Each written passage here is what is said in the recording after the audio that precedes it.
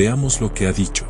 Se supo que Bukele estuvo dispuesto a pagar $1 millón al Jalisco Nueva Generación para que secuestrara al líder de la Mara Salvatrucha y lo entregara al gobierno.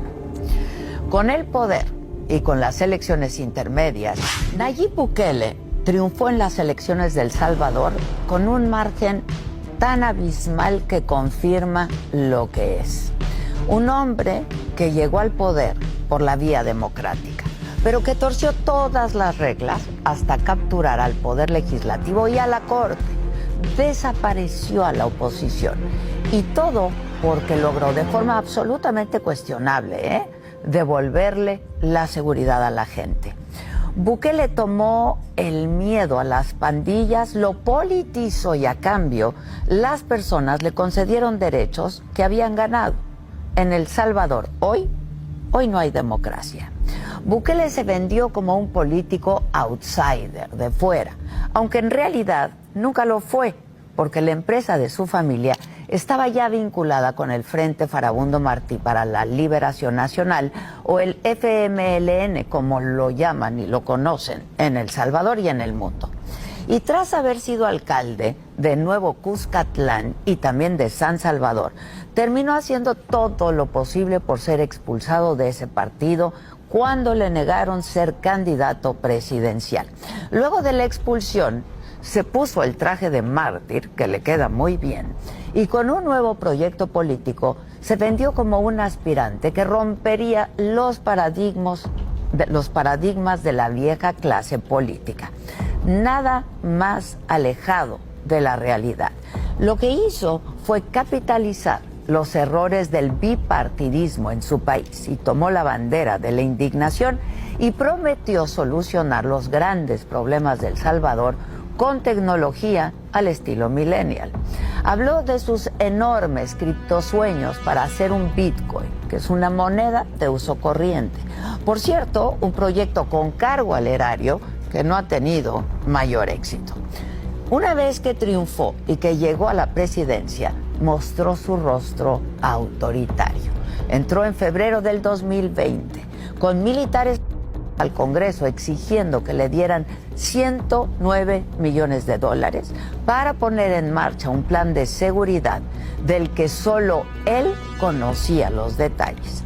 Recién iniciada la pandemia, fue aplaudido por declarar en cuarentena al país y dar apoyos de $300, pero también por detener a cualquier ciudadano que no respetara las restricciones de movilidad.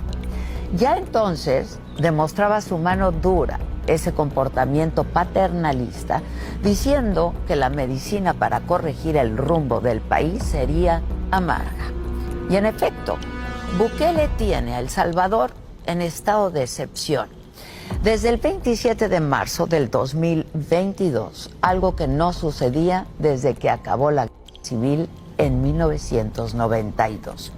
Entró en ese punto cuando su pacto con las pandillas se vino abajo el fin de semana, que las maras a 87 personas, varias de ellas civiles desarmados, que no tenían nada que ver, nada, con organizaciones criminales. Poco después, se supo a través de documentos judiciales que fueron revelados por la prensa que Bukele negoció con las pandillas para reducir los homicidios, que su gobierno liberó a presos de gran calado para luego recapturarlos y mostrarlos como un triunfo de su política de cero tolerancia. Incluso la semana pasada se supo que Bukele estuvo dispuesto a pagar $1 millón al Jalisco Nueva Generación para que secuestrara al líder de la Mara Salvatrucha y lo entregara al gobierno. Con el poder y con las elecciones intermedias, Bukele capturó al Congreso y a la Sala Constitucional de la Corte Suprema y los convirtió en correas de transmisión de su poder.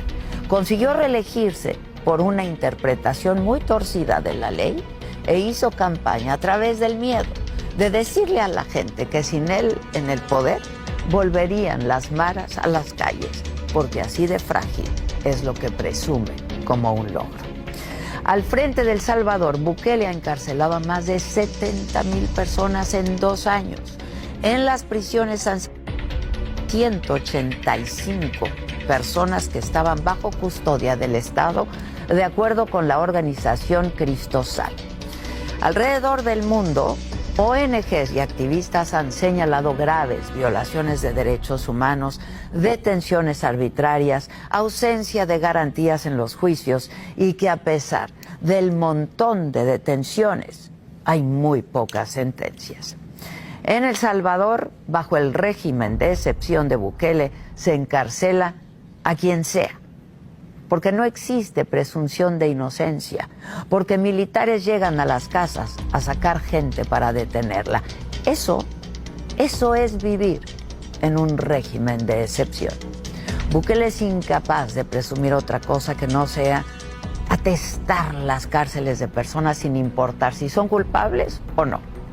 Mientras la tasa de pobreza en El Salvador sigue siendo una de las más altas de América Latina, alcanzando un 28.4%.